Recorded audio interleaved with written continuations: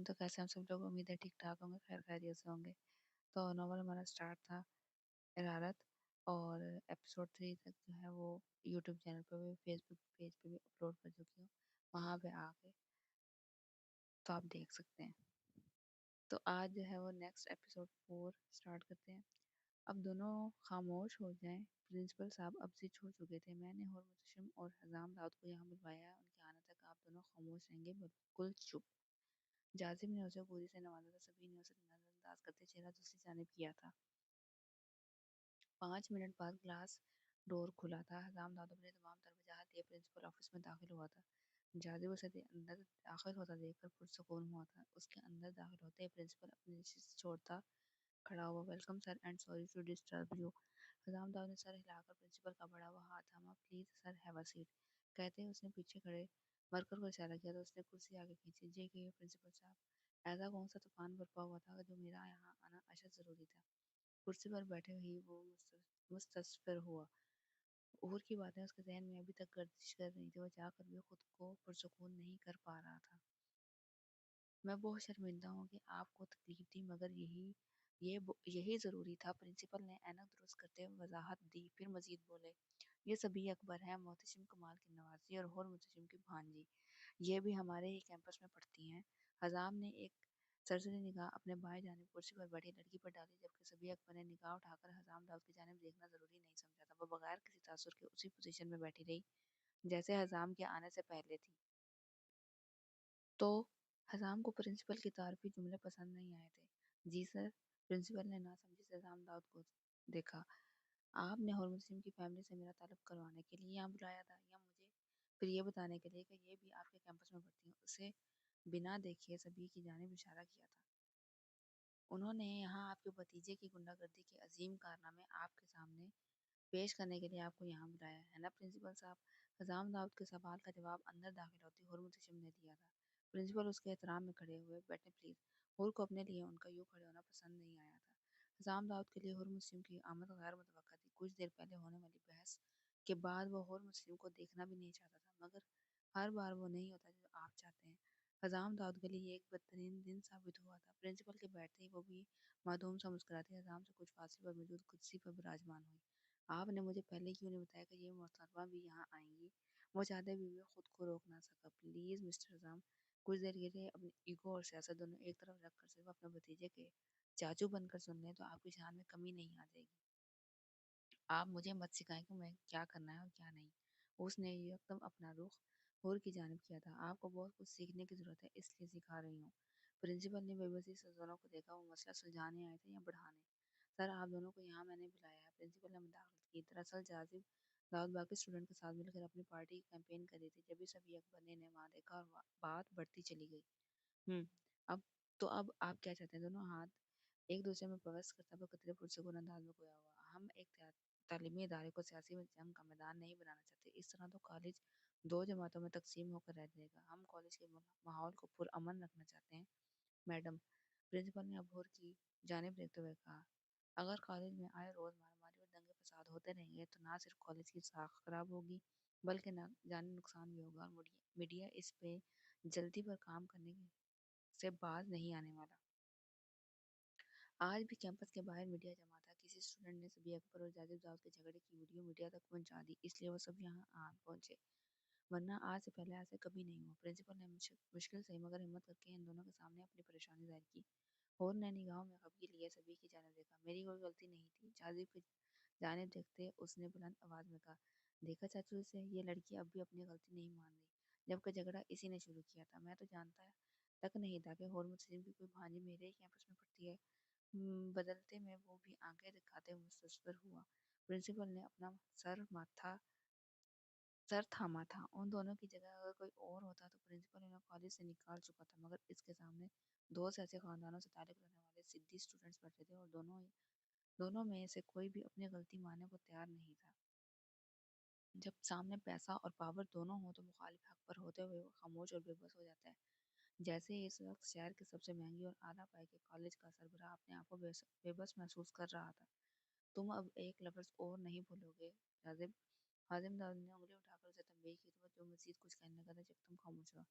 آپ بالکل ٹھیک کہہ رہے ہیں، کالج کی فضا کو ایسی سرگرمیوں سے پاک ہونا چاہیے، جازب کی طرف سے دوبارہ ایسی کوئی حرکت نہیں ہوگی۔ حسام نے پرنسپل کو یقین دلایا۔ ٹھیک ہے، اگر یہ بھی اپنے حد میں رہے گا تو میں بھی خاموش رہوں گی۔ سبھی کے کہنے پر حسام نے نگاہ کو اٹھا کر اس چھوٹی لڑکی کو دیکھا۔ اس وقت سبھی اکبر اسے مہر مسلم کا عکس دکھائی دی، بالکل اپنے خالہ پر گئی تھی۔ وہ سوچ کر رہ گیا، سبھی اب بس کرو۔ ہور نے تمام قصے میں پہلی بار اسے ٹوکا، لیکن ہور یہ تو آپ کو میں نے کہا بس۔ آواز دھیمی تھی مگر لہجہ سخت تھا۔ سبھی نے رخ دوسری جانب کیا۔ یہ پہلی بار تھا جب ہور نے اس انداز میں اس سے بات کی تھی۔ سبھی نے خشمگین نگاہ سے جاذب داس کو دیکھا، جس کی وجہ سے ہور پہلی بار اس سے خفا دکھائی دے رہی تھی۔ جاذب کے لبوں پر مسکراہٹ پھیلی تھی۔ سوری سر، نیکسٹ ٹائم ایسا نہیں ہوگا۔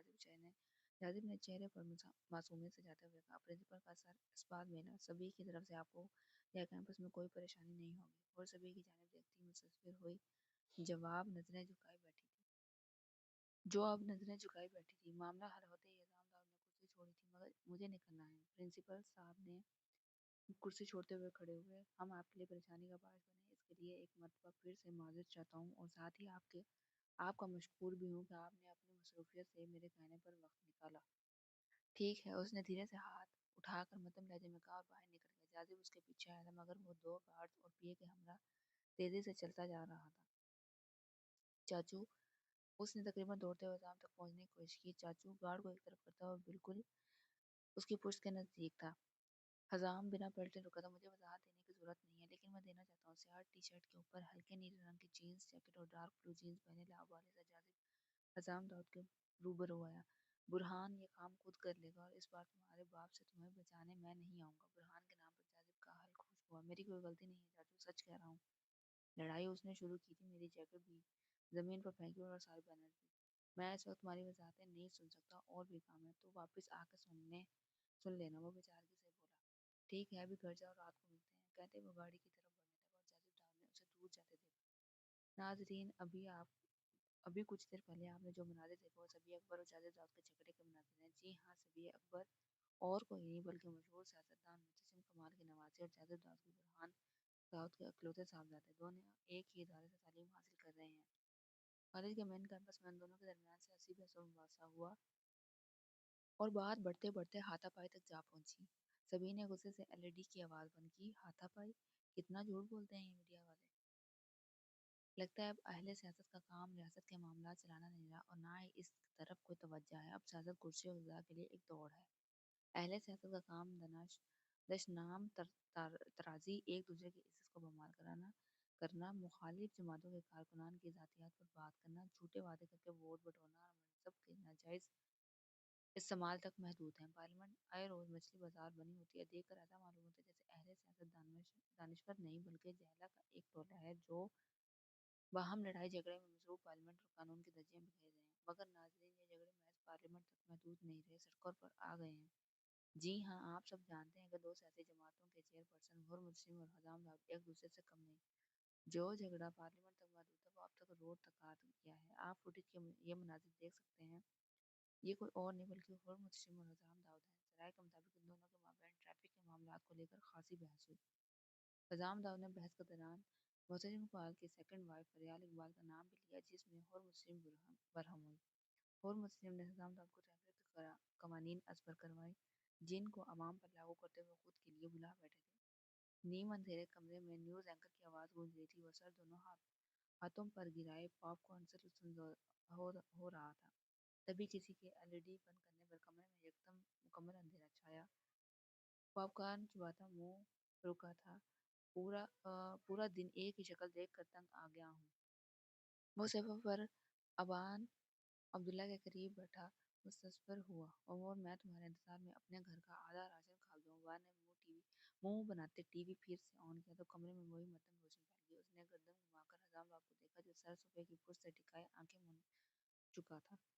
یہ سب کیا چل رہا ہے؟ ابان نے ایک بار پاپ کارن کھانے شروع کیے تھے۔ آواز بند کرو یار، نفرت ہو رہی ہے مجھے اس لڑکی سے۔ وہ بیزار ہوا۔ پورا دن اس کی شکل دیکھی، اب ٹی وی پر نہیں دیکھنا چاہتا۔ سردے سر بن گئی ہے لڑکی۔ خیر، تم نے کہا تھا ضروری معلومات ہے، خاص معلومات کا۔ اس نے رازدارانہ انداز میں سرگوشی کی۔ بتاؤ۔ وہ سیدھا ہوتا مکمل طور پر اس کی طرف متوجہ ہوا۔ اتنے ہیں معلومات کے بدلے مجھے کیا ملے گا؟ حسام نے اسے خونخوار نگاہوں سے دیکھا۔ رشوت خور؟ کیا کہا؟ بلیک میلر اور رشوت خور کہا تمہیں، جو دوست کو بھی نہیں چھوڑتا، دوستی اپنی جگہ اور کام اپنی جگہ۔ ابان نے ابرو اچکاتے کہا، ٹھیک ہے جو کہو گے مل جائے گا، مگر پہلے بتاؤ تو صحیح کیا معلوم ہے وہ چیری ہے کون جو ہر مسلم کے بےحد قریب ہے؟ کوئی ایجنٹ، گریبیدوس، یا ان کے گھر کا کوئی ایسا فرد جسے باقی کوئی نہیں جانتا؟ بتا دوں؟ وہ بالوں میں ہاتھ چلاتا لاپرواہی سے بولا، تم بتا رہے ہو یا؟ حزام نے اسے گزرا، پہلے یہ بتاؤ تم اس کے بارے میں جاننا کیوں چاہتے ہو؟ دشمن کا ویک پوائنٹ ہاتھ میں ہوتے اسے دیر کرنا آسان ہوتا ہے۔ اوبان نے خبیث سے دیکھا، چال باز سیاستدان، مجھے ایسا محسوس ہو رہا ہے جیسے میرے سامنے اس وقت برہان داؤد ہو۔ حزام نے، مجھے گلٹی فیل کروانے کی ضرورت نہیں، وقت برباد مت کرو اور جلدی بولو۔ تو تم گلٹی ہو؟ ہرگز نہیں، اور مسلم کے لیے گلٹی ہونے کا سوال ہی پیدا نہیں ہوتا۔ ٹھیک ہے، مگر چیری کے بارے میں جان کر تمہیں زیادہ خوشی نہیں ہوگی۔ ابان غصے سے بولا، بتا رہا ہوں، ریلیکس۔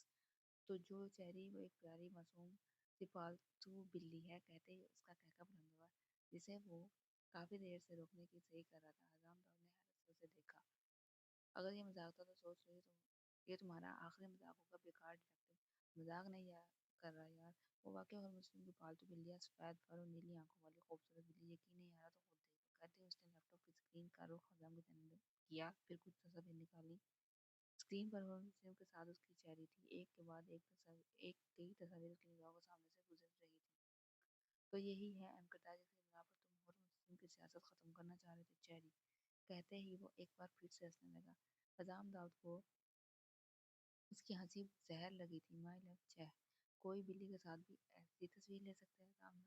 حزام جس سے جانوروں خصوصاً بلیوں سے الرجی تھی، اور کی بلی کے ساتھ محبت بھری تصویر دیکھ کر وہ عجیب سی وحشت میں مبتلا تھا۔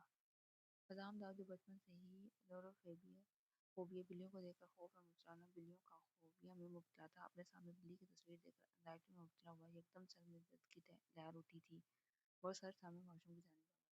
حزام کی حالت ابان کے لیے ناقابل فہم تھی۔ اچانک ایسا کیا ہوا جو حزام داؤد کی حالت ایسی ہوئی؟ کیا کرنے کے بعد اس نے پانی کے چھینٹے منہ پر مارے اور ذرا سا کیا ہوا تمہیں؟ طبیعت ٹھیک نہیں لگ رہی تمہاری؟ اب ٹھیک ہوں، مدھم لہجے میں کہتا، سوچ بیٹھا ہے، بند کرو اسے۔ لیپ ٹاپ اسکرین سے نظر ہٹاتا وہ جھنجھلاہٹ کا شکار ہوا، اس میں ایسا کیا ہے جو اس میں ہر مسلم ہے اور وہ اس کی وہ بلی؟ تو ابا نے ناسمجھی سے اسے دیکھا، وہ مجھے ایلوروفوبیا ہے، میں بلیوں کو دیکھ نہیں سکتا، نہ ہی ان کی آواز سن سکتا ہوں، بلیوں کے بارے میں سوچنے کا تو سوال ہی پیدا نہیں ہوتا۔ ابا نے پھر سے لیپ ٹاپ بند کیا اور چلتا پیروں سے بولا، تم نے پہلے کیوں نہیں بتایا تمہیں اس قسم کا فوبیا؟ پہلے کبھی ایسا نہیں ہوا تھا، شاید اس لیے، اور یہ اور مسلم اس کے شوق میں ڈالنے، کوئی بلیوں سے محبت کیسے رکھ سکتا ہے؟ فوبیا تمہیں ہے، اسے نہیں۔ ابا نے ہنستے ہوئے کہا، کسی کام کی آدمی نہیں ہو تو ایک چھوٹا سا کام دیا تو وہ بھی نہیں ہوا تو ہیں؟ کیا کہا تم نے؟ مجھے چہری کے معلومات اکٹھے کرنے کو کہا، محض 2 دن میں پروف کے ساتھ چہری سے متعلق انفارمیشن دی ہے تمہیں، اب چہرے انسان کے بجائے ایک چھوٹی سی بلی نکلی تو اس میں میرا کیا قصور؟ ابان کو تو جیسے صدمہ ہوا تھا، باہر میں جاؤ تم اور تمہاری انفارمیشن۔ وہ اس وقت 2 حروف پھیرتا اپنا کوٹ اٹھاتا باہر کی جانب بڑھنے لگا تھا، اور وہ بے حد آہستگی سے کمرے میں داخل ہوتے اس کے نزدیک کھڑی مدھم لہجے میں بولی تھی، لیپ ٹاپ سے اسکرین سے نگاہ اٹھائے بنا ہی اس نے خفگی سے کہا تھا، ناراض ہے؟ وہ اب اس کے قریب بیٹھی ہوئی، ہاں بہت، مگر کیوں؟ غلط حرکت اس نے کی تھی، اس نے سب کے سامنے آپ کو برا بھلا کہا تھا، اس نے کہا اور مسلم اپنے باپ کی موت کیش کروا رہی ہیں، ہمدردیاں بٹور رہی ہیں سب کی، مجھ سے برداشت نہیں ہوا بس۔ اس نے خاموش دیکھ کر سبھی نے تعجب سے کہا، لوگ بہت کچھ کہہ رہے ہیں سبھی، تم کس کس کا منہ توڑو گی اور کب تک؟ لوگ ہمارے بارے میں کیا کہتے ہیں؟ اگر ہم یہی سوچتے رہیں گے تو کچھ نہیں کر سکتے، اور میں اس ملک کے لیے بہت کچھ کرنا چاہتی ہوں۔ آپ کی اسی خاموشی پر لوگ یہ سمجھ رہے ہیں کہ ہر مسلم یہ سب اقتدار کے لیے کر رہی ہے، مگر میں جانتی ہوں کہ میں سب اقتدار کے لیے نہیں کر رہی۔ تم جانتی ہو، حفصہ امی جانتی ہیں، کافی ہے۔ کافی نہیں ہے، ہماری ریپوٹیشن خراب ہو رہی ہے، آئے میڈیا والے بکواس کر رہے ہیں ہمارے خلاف، اپوزیشن ہمیں کل حلق کا کانٹا سمجھ رہی ہے، اور آپ ریلیکس ہیں۔ میڈیا اور اپوزیشن کی باتوں کو سر پر سوار کر لوگی تو اپنے کام پر فوکس نہیں کر سکو گی۔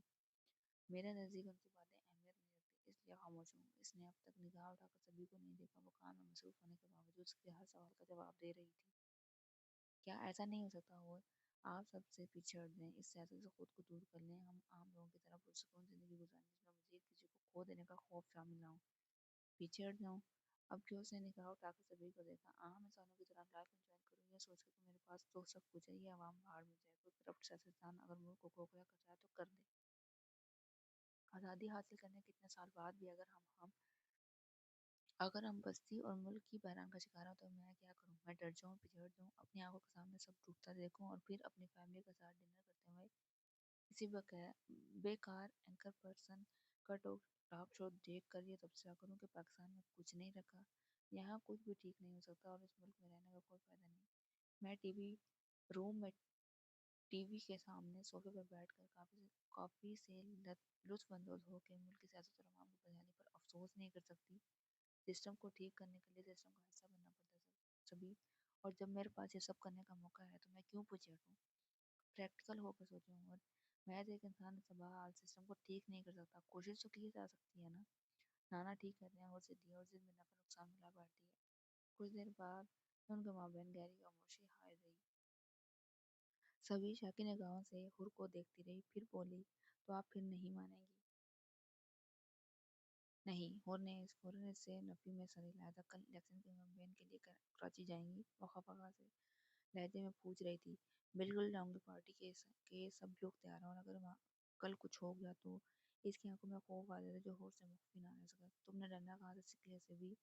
میں نے تو تمہیں کبھی خوف زدہ ہونا نہیں سکھایا۔ وہ ہر چیز ایک طرف کرتی مکمل طور پر سبھی کی طرف متوجہ ہوتی بولی، ہاں آپ نے مجھے ڈرنا نہیں سکھایا، لیکن پھر بھی میں آج خوف زدہ ہوں، بہت زیادہ خوف زدہ ہوں، کیونکہ میں اچھی طرح جانتا ہوں نینا کی ڈیتھ نیچرل نہیں تھی، ان کی موت کو پوری طرح سے طبی موت میں بدلنے کی کوشش کی گئی ہے۔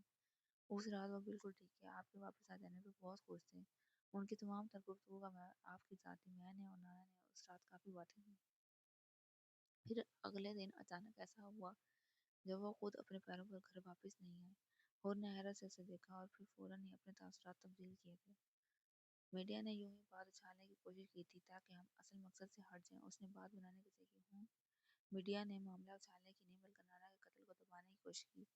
انفیکٹ میڈیا کی زبان بند کی گئی، تم کچھ زیادہ سوچنے لگی ہو سبھی، اس نے ٹالنا نہیں بلکہ آپ مجھے ٹالنے کی کوشش کر رہے ہیں، ایسا کچھ نہیں ہے۔ اور نے لفظوں پر زور دیا، ایسا ہی ہے، اگر ایسا نہیں ہے تو وہ نیوز رپورٹر اچانک کہاں غائب ہوگی جس نے خفیہ ذرائع سے موصول ہونے والی اس خبر کو سب سے پہلے نشر کیا تھا، جس نیوز اینکر کی پوری میڈیا تائید کر رہا تھا؟ پھر اچانک ایسا کیا ہوگا جو سب اس خبر کو جعلی نیوز کہہ کر تردید کرنے لگے؟ شہر کا سب سے بڑا ڈاکٹر جس نے رانا کی رپورٹ کی تصدیق کی تھی، یہ کہہ کر کہ محتشم کمال کو شدید دل کا دورہ پڑا اور حرکت قلب بند ہو جانے کے بعد وہ ایکسپائر ہوئے، جبکہ ہم سب جانتے ہیں کہ نانا کو کبھی دل کی بیماری رہی نہیں، وہ ہر ماہ اپنا میڈیکل چیک اپ کرواتے تھے۔ آپ جانتے ہیں وہ اب ڈاکٹر کہاں ہے؟ راتوں رات یو کے شفٹ ہو گیا، وہاں کے میڈیکل سینٹر میں بطور سرجن کام کر رہا ہے، اور اس نیوز اینکر کا کچھ پتہ نہیں۔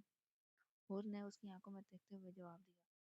سبھی پل بھر کے لیے سکتے میں آئی تھی، اس نے حیرت سے ہور کو دیکھا، یعنی آپ سب جانتی ہیں؟ ہاں سب جانتی ہوں، لیکن اس وقت میرا خاموش رہنا بے حد ضروری ہے، اور تم بھی خاموش رہو گی سبھی، کسی سے کچھ نہیں کہوگی، حفصہ میں سے بھی نہیں۔ لیکن کیوں؟ نانا کا قتل ہوا بے حد شفاقت سے، آپ کہہ رہی ہیں چپ ہو جاؤ، ہم میڈیا کو پروف دے کر اپنا کیس اوپن کروا سکتے ہیں، ابھی اس سب کے لیے مناسب وقت نہیں ہے، اس لیے کہہ رہی ہوں فی الوقت خاموش رہو۔ کیا مطلب؟ اس نے ناسمجھی سے ہور کی جانب کیا، آپ نانا کے کیس پر کرسی اور سیاست کو پوکھیت دے رہی ہیں؟ اس نے بے یقینی سے کہا، یہی سمجھ لو۔ ہور نے دو ٹوک انداز میں کہا، ہور سبھی کو رنج ہوا تھا، جاؤ یہاں سے، مجھے بہت سے کام کرنے ہیں۔ آپ کو کیا ہو گیا؟ اسے یقین نہیں آ رہا تھا کہ ہور سیاست کے لیے محسن کمال کے قتل کو سب سے چھپانے کی کوشش کر رہی تھی۔ کیا میں آپ کی خاموشی کو آپ کی مفاد پرستی سمجھوں؟ تم نے جو سمجھنا ہے سمجھو سبھی، لیکن اس وقت یہاں سے چلی جاؤ۔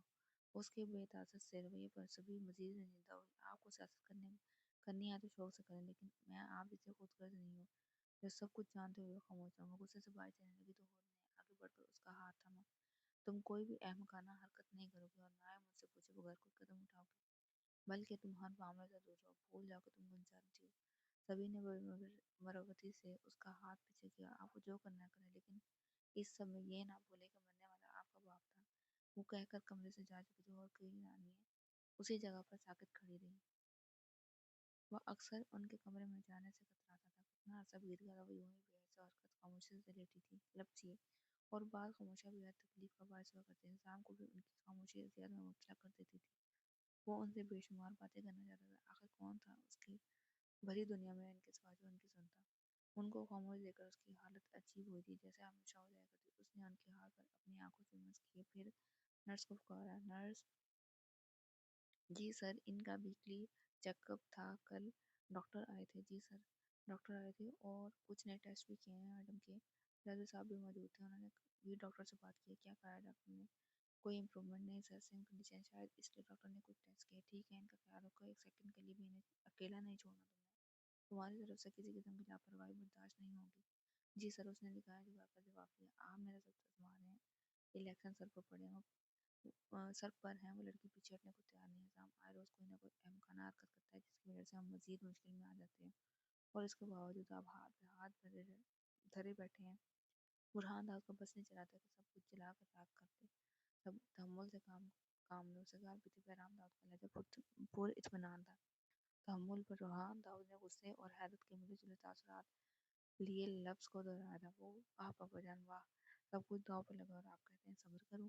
اس نے گہرا سانس لیا اور بولا: اگر آپ کچھ نہیں کر سکتے تو مجھے کرنے دیں، اور تم کیا کرو گے؟ وہ ٹیک چھوڑتے سیدھے ہوئے اور متشم کی جان لے لوں گا۔ کنپٹی کی رگیں ابھری تھی۔ برہان داؤد نے جلتا سگار فرش پر اچھالا۔ دماغ خراب ہو گیا تمہارا برہان، پاگل ہو گئے تم؟ تمہارے غصے نے سمجھنے سوچنے کی صلاحیتیں سلب کر لی ہیں۔ تو کیا کروں، گھر میں بیٹھ کر آپ کی خاموش سیاست کا تماشا دیکھوں؟ بتائیں۔ انہوں نے گردن اونچی کر کے سوال کیا۔ بعض دفعہ طوفان کو خاموشی سے خوش آمدید کہنا پڑتا ہے برہان، ورنہ طوفان سے لڑنے کی کوشش میں ہم خود کو تباہ کر بیٹھیں گے، اور مجھ سے بھی جان لینا دور کی بات، ہم اس وقت اسے ذرا بھی تکلیف نہیں دے سکتے، اور اگر ایسا کچھ ہوا تو پہلی انگلی ہم پر ہی اٹھے گی۔ یعنی آپ کچھ نہیں کریں گے؟ کریں گے، مگر پوری پلاننگ کے ساتھ۔ تمہیں ہر بات کی اتنی جلدی کیوں ہے برہان؟ اور کس پلاننگ کی بات ہو رہی ہے یہاں؟ وہاں کمرے میں داخل ہوا تو بہرام داؤد کو خاموش ہونا پڑا۔ برہان داؤد نے ناپسندیدہ نگاہوں سے اسے دیکھا۔ آگے کی پلاننگ کی بات کر رہے ہیں؟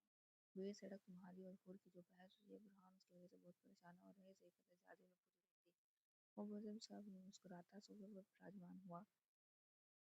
سامنے موجود میز کے شفاف شیشے میں دوسری جانب بیٹھے برہان داؤد کا عکس واضح تھا۔ دراز قد، سرمئی بال، سنجیدہ چہرہ لیے برہان داؤد بھی لحاظ میں کسی طور پر حزام داؤد سے کم نہیں تھا۔ عمر میں وہ حزام سے 10 سال بڑا تھا، مگر حزام داؤد کے لیے اس کے دل میں پلتی نفرت کی عمر کا شمار کرنا بے حد مشکل تھا۔ بظاہر وہ ایک دوسرے سے چند قدم کے فاصلے پر، مگر حقیقت اس کے برعکس تھی۔ سب ہو جائے گا برہان، اتنا سٹریس لینے کی ضرورت نہیں ہے۔ تم ہوتے کون ہو مجھے سمجھانے والے؟ سیاست کو داؤ پر لگا کر مجھے یہ سمجھانے کی کوشش مت کرو کہ سب ٹھیک ہو سکتا ہے۔ کیسے ہو سکتا ہے؟ تم اتنے ہائپر کیوں ہو رہے ہو؟ ایک کیمپین ہی تو ہے، کر لینے دو اسے۔ ایک دو جلسے کرنے سے وہ کون سا پاکستان کا وزیر اعظم بن جائے گی؟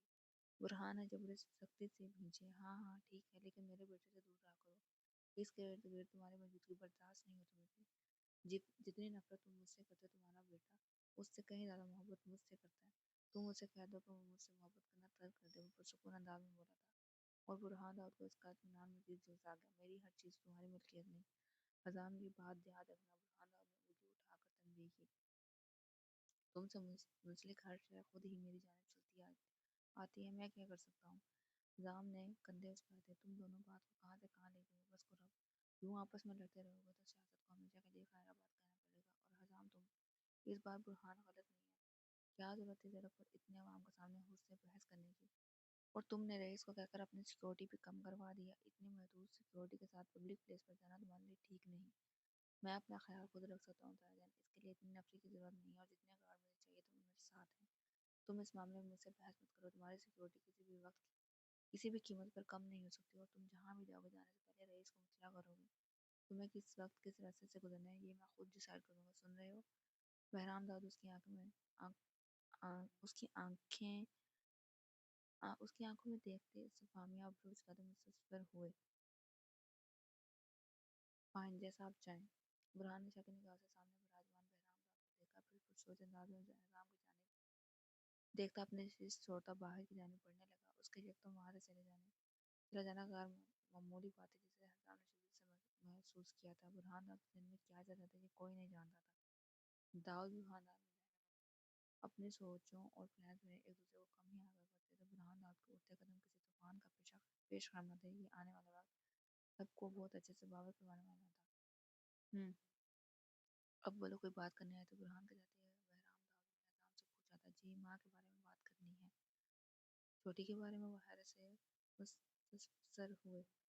مسلسل تھے ہم نظام کا سارا بیمار ریکور نہیں کروا رہے. میں چاہتا ہوں آپ ٹھیک ہو جائے. کتنے سال گزرے ہیں انہیں اس طرح دیکھتے ہوئے. چاہتے تو ہم بھی یہی ہیں وہ ٹھیک ہو جائے، مگر ہم کیا کر سکتے ہیں. بعض معاملات میں انسان میں بہت ہو جاتا ہے. وہ آپ بڑھتے توقع کے بعد گویا ہوا. میں انہیں کل لندن شفٹ کرنا چاہتا ہوں. وہ وہاں رہیں گی تو ان کا علاج پراپر ہوگا. خیام کی بات سن کر پبلک کے لیے برآمدات کے ساتھ ساتھ پوری لمحوں میں انہوں نے اپنے بدلتے تاثرات کو قابو میں کیا. لندن لے جا کر کیا کروں؟ وہاں بھی تم وہ اکیلی ہی ہوگی. اب تم یہاں سب چھوڑ کر اس کے علاج کے لیے وہاں بھی جانے چلے. اور میں کہتا ہوں ضرورت ہے کہ آپ باہر جا کر علاج کرواؤں. یہاں ہر سہولت موجود ہے. تم نے اس کے ہر پورے ہر کمرے کو ہسپتال میں تبدیل کر دیا. فل ٹائم 2 نرسز ہیں. اس کے ساتھ ہر ہفتے چیک اپ ہوتا ہے. اور سب سے بڑھ کر ہم سب یہاں اس کے پاس اسے دیکھنے کے لیے سنبھالنے کے لیے. وہاں تو بالکل ہی تناؤ ہے. لیکن صاحب نے گہرا سانس لیا. زیادہ مت سوچو. انہوں نے نظام کو کندھا تک کھایا. وہ ٹھیک ہو جائے گا. تم فکر مت کرو. اس نے ہر چیز ہر وقت کو اپنے دماغ سے نکال دو اور الیکشن پر فوکس کرو. کرسی ہمارے لیے بہت اہمیت کی حاملہ ہے. ہم 5 سال اپوزیشن میں بیٹھ کر دور سے سیاست کا کھیل نہیں دے سکتے. میں آپ کی بات سمجھائی. لیکن کیا اس سب کے لیے ہول مشن کی فیور لینا ضروری تھا؟ بالآخر حسام صاحب نے وہ بات کی دل سے الجھا ہوئی تھی. ایسا نہیں تھا کہ وہ بہرام داؤد پہ بھروسہ نہیں کرتا تھا. وہ خود سے زیادہ ان پر اعتبار کرتا تھا. حسام داؤد کے دل میں بہرام داؤد کے لیے اتنا کا جو درجہ تھا، اس سے بہرام داؤد خود بھی کسی حد تک واقف ہے. وہ ان کی ہر بات کو اپنے فیصلے سے اوپر رکھتا. اگر بہرام داؤد سے کہتے کہ حسام میری خاطر اپنی جان دے تو وہ بلا تعطل اپنی جان کی ہتھیلی پر رکھ دیتا. مگر خود ان کے سامنے جو عزلت انہوں نے دکھائی تھی، وہ حسام کو مسلسل پریشانی پشمانی میں مبتلا کر رہی تھی. وہ اپنے ساتھی حریف سے بڑے آرام سے کرسی کی بھیک مانگ رہے تھے. میں نے اس سے کوئی فیور نہیں مانگی اور نہ ہی وہ لڑکی ہے ان لوگوں میں سے جو کرسی پلیٹ میں رکھ کر دان کرتے. جب آپ جانتے ہو انکار کرے گی تو پھر آپ نے اتنی بڑی بات کیوں کہی اس سے؟ کیا آپ کو ڈر ہے ہم مار جائیں گے؟ ایسا کچھ نہیں ہے. صرف اس لڑکی کا کیلیبر چیک کر رہا تھا. وہ ٹف ٹائم دینے والی ہے تمہیں. سیاست کو لے کر اس کا نظریہ اور فہم مجسم کمال کی سیاست سے کہیں منسلک ہے. حسام مبہم سمجھ رہا ہے. اس لڑکی کو لے کر پریشان ہونا چھوڑ دیں. وہ کچھ نہیں کر سکتی. میں ایسا کچھ نہیں کرنے دوں گا. پھر بھی بہت محتاط رہنے کی ضرورت ہے. میں چاہتا ہوں تم مجھ سے دور رہو. میڈیا میں یا کسی صحافی سے اس کا متعلق کوئی بات مت کرو. اس کے بارے میں کیے جانے والے زوالات سے جس حد تک ممکن ہو خاموش رہو. پہلے کانفرنس میں تمہارا جھگڑا اور پھر ٹریفک کو لے کر تم نے اپنا ٹیمپر شروع کیا. اور وہ یہی سب وہ چاہتی ہے. وہ خود کو عوام کے سامنے بہتر بنا کر پیش کر رہی ہے. تمہیں اس ساری سچویشن کو تحمل مزاجی سے ہینڈل کرنا ہوگا ورنہ سب مشکل ہو جائے گا. مجھے نہیں پتا کیوں لیکن جب وہ لڑکی میرے سامنے آتی ہے میں خود کو کنٹرول کرنے لگتا ہوں. اس لڑکی کی موجودگی میں کوئی بھی نارمل شخص اب نارمل ہو سکتا ہے. دیکھا نہیں تھا کانفرنس میں سب کے سامنے آپ کو اور مجھے نا اہل قرار دینے پر تلی ہوئی تھی. اور پھر کوئی بڑا تماشا. لیکن آپ بے فکر ہیں. جو بھی کر لیں مجھے ہرا نہیں سکتے. عوام اسے نہیں جانتے. وہ معتصم کمال کو جانتے تھے جو اب نہیں رہے. اسے ہمدردی کا ووٹ مل سکتا ہے لیکن بھاری اکثریت لے کر ہمارے مقابلے تک نہیں آ سکتی. بہرام داؤد نے گردن ہلائی. پرسوں تمہارا جلسہ ہے اسلام آباد میں. اس کے بعد کراچی میں اپنی تیاری مکمل رکھو. ٹھیک ہے سب ہو جائے گا. حسام نے ان کے ہاتھ پر دباؤ ڈال کر تسلی دی. تو یہ تھی آج کی ایپیسوڈ. امید ہے آپ کو ایپیسوڈ جو ہے وہ پسند آئی ہوگی. اس سے پریویس بھی ایپیسوڈ آپ کو پسند آئی ہوں گی. پسند آئی ہوں تو لائک کریں، شیئر کریں، سبسکرائب کریں اور بیل آئکن کے بٹن کو ضرور پریس کیا کریں. تو نیکسٹ ویڈیو میں آپ سے ملاقات ہوگی. اپنا بہت سارا خیال رکھیں. اپنا زیادہ دوسرے کا خیال بھی رکھیں. اگلی ویڈیو میں ملاقات ہوگی. اللہ حافظ.